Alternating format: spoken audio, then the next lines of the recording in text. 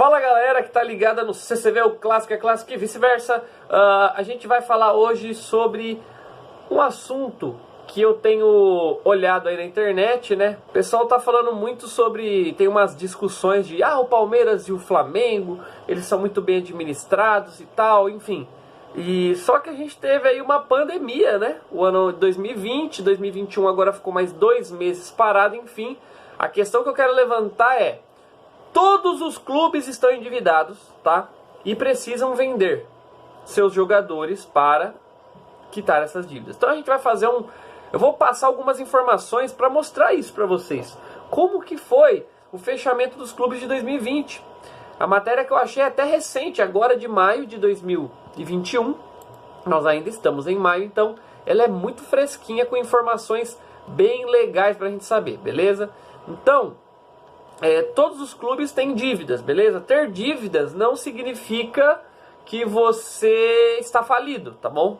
Porque a questão não é ter dívidas, é ter o controle dessas dívidas, certo? Então todo mundo aqui, por exemplo, que está assistindo, provavelmente tem um cartão de crédito.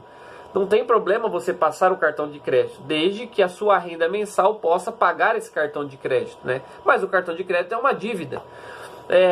Muitos de vocês têm um boleto de pagar um carro financiado, né? Então o carro não é seu, ele é uma dívida que você tem e ele precisa ser controlado para que seja pago, senão o banco vai tomar o carro de você, né? Enfim, dívida não é problema, mas nós vamos mostrar aqui, ó, Atlético Mineiro, 1 bilhão e 200 em dívida. A dívida do Atlético Mineiro líquida é 1 bilhão e 200, tá bom? Cruzeiro, 963 milhões. Corinthians, 949 milhões. Botafogo, 946 milhões. Então percebam, um adendo aqui já. Botafogo tem menos dívidas do que Atlético Mineiro, Cruzeiro e Corinthians. A diferença é o Botafogo não estar conseguindo administrar essas dívidas, tá bom? Aí vem o Inter com 833 milhões, Vasco com 831 milhões, Flamengo 681 milhões, Fluminense 649 milhões, São Paulo 575 milhões, Palmeiras 566 milhões, Santos 544 milhões, Grêmio 396 milhões, Bahia 268 milhões, Atlético Paranaense 200 milhões e Red Bull com 144 milhões, beleza? Essa é a dívida do total, tá? Dos clubes, no total, da sua história toda. Tem dívida aqui de 1900 e tantos, beleza? Tem dívida de tudo quanto é coisa que você pode imaginar. Eu vou falar agora de qual foi a dívida gerada em 2020, beleza? Então o Atlético gerou em 2020 uma dívida de 462 milhões. O Cruzeiro uma dívida de 164 milhões. O Corinthians gerou uma dívida de 166 milhões. O Botafogo 120 milhões de dívida em 2020. Internacional 88 milhões. Vasco 191 milhões. Meu Deus, para cair ainda caiu. Flamengo 172 milhões. Fluminense 7 milhões, o Fluminense, olha isso, 7 milhões pro futebol não é nada. São Paulo 72 milhões, isso tudo falando em 2020, tá gente? Palmeiras 64 milhões, Santos 103 milhões, Grêmio 14 milhões, pouquíssimo né, pro futebol. Bahia 44 milhões, Atlético Paranaense 78 milhões e Red Bull 39 milhões, tá bom? Então como eu disse, eu falei o líquido, né, o que eles devem na sua história, e falei qual foram as dívidas que foram acumuladas para o ano, a partir do ano de 2020. Agora a gente vai falar das receitas dos clubes, porque eles têm uma dívida histórica, tá? Eles têm a dívida de 2020 que eles criaram e eles têm a receita. O que é a receita? É o dinheiro que entrou, tá bom? Nesse ano de 2020. Então, com venda de jogador, aí no caso não tem bilheteria, porque não teve estádio, mas tem as cotas de televisão, todo o dinheiro que entrou, né, referente ao futebol.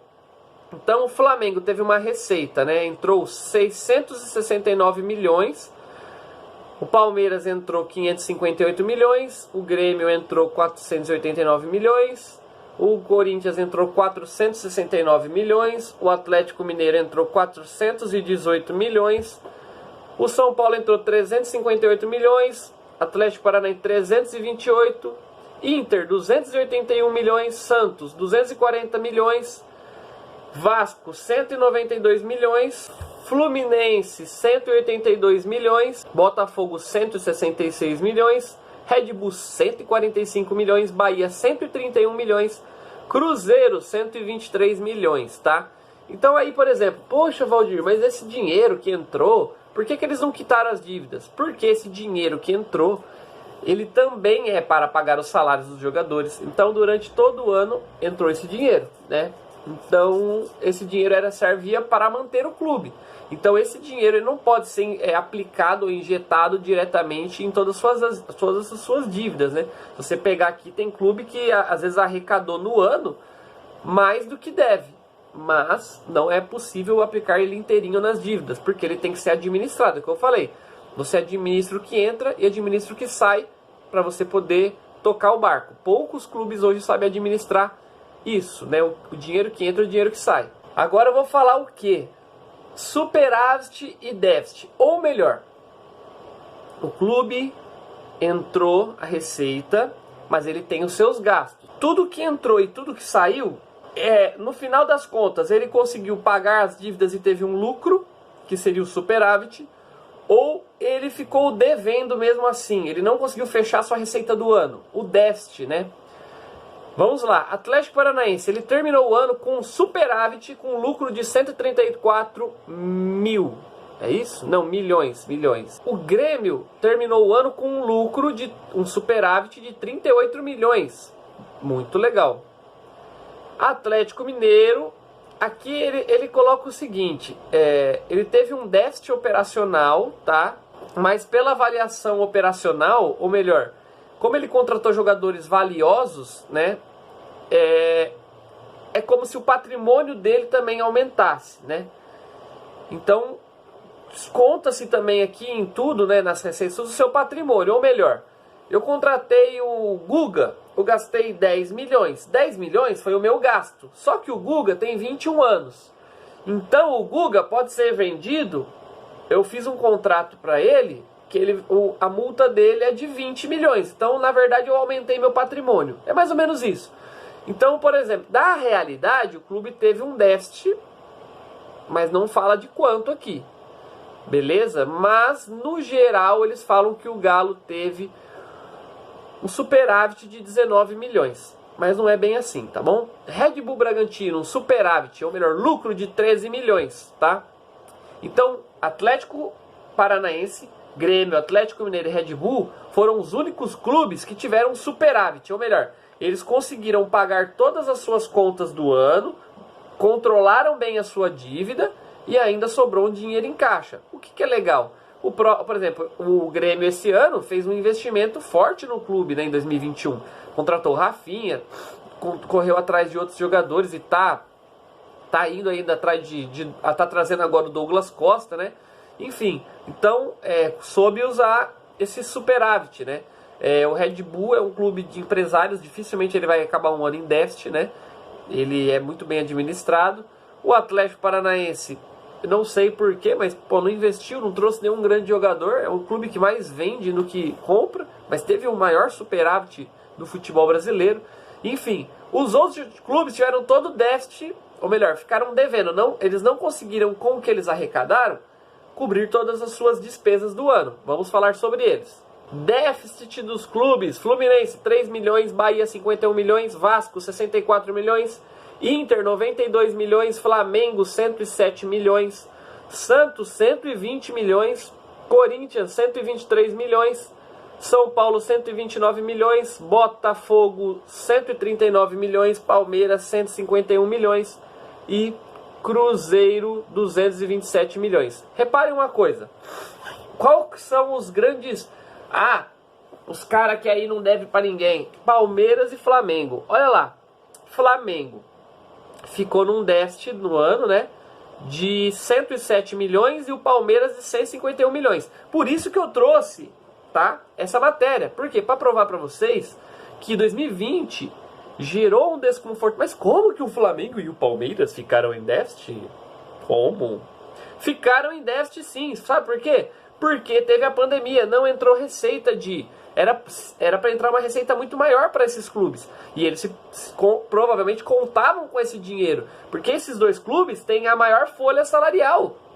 Reparem, o São Paulo tá ali todo lascado ali também, por quê? Também tem uma folha salarial muito pesada, você entendeu? Então é aquela história. Sabe quando o clube tá com salário atrasado e contrata o Cavani?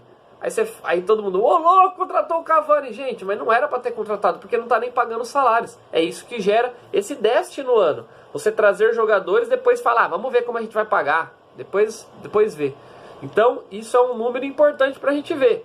Legal, né? Então é assim, pessoal, o que a gente precisa entender para encerrar, tá bom? Essa matéria nossa aí. Todos os clubes têm dívidas altíssimas, tá? 4 a gente viu aqui que estão conseguindo administrar de forma correta, perdão. Pelo menos em 2020, né? Mas aí a gente tem aí grandes exemplos de administração, sinceramente, que a gente sabe hoje em dia. Tem. O Inter vem fazendo um bom trabalho, tá? De administração. Flamengo, Palmeiras, Grêmio, Bahia, Atlético Paranaense e Red Bull, tá? Os outros gastam além do que podem muitas vezes, tá bom? E qual que é a grande saída dos clubes, tá bom? Primeiro, vender jogadores de base, tá bom? Por quê? Hoje em dia o que eles estão fazendo muito? Pegando os jogadores de base, vendendo muito cedo, mesmo que por um valor mais ou menos, coloca uma cláusula ali assim, ó, eu vou vender esse menino aqui por 10 milhões só, tá? Só vou vender por 10 milhões. Porque imagina o Fluminense lá, tem o Fred, né, centroavante, contratou o Abel Hernandes do Inter, que é um uruguaio, e contratou o Bobadilla, que é um argentino-paraguaio, sei lá, que tá lá. Tudo tem mais de 30 anos. Os 3 têm mais de 30 anos. Você acha que o menino da base, centroavante, vai jogar? Não vai jogar. Não vai ter oportunidade. Então eu vendo esse menino por um preço bem menor do que ele poderia ser vendido, coloco uma cláusula de venda futura. Se eu vender ele, por ele ter sido revelado por mim, todas as vendas que vai acontecer lá na Europa, se ele for pro Rio Ave de Portugal, depois ele vai pro Shakhtar, eu vou ganhar uma porcentagem. Se depois ele for pro Chelsea, eu vou ganhar uma porcentagem, porque eu que revelei esse jogador. Então eles se apegam muito nisso. Outra coisa que está acontecendo muito, tá? Os grandes clubes fizeram grandes contratações, né? Por exemplo, São Paulo trouxe o Daniel Alves.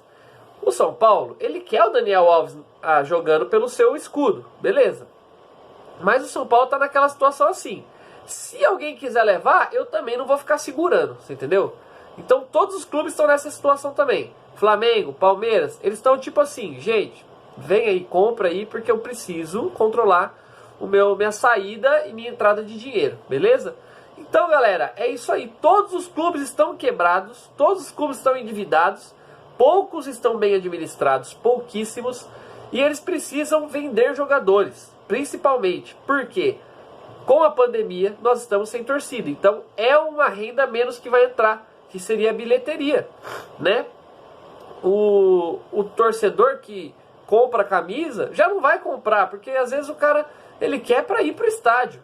E se ele não pode ir no estádio, ele não vai ficar gastando dinheiro dele com camisa de futebol. Beleza? É isso aí. Tentei passar algumas informações aí sobre essa questão financeira dos clubes. A gente se vê no próximo vídeo.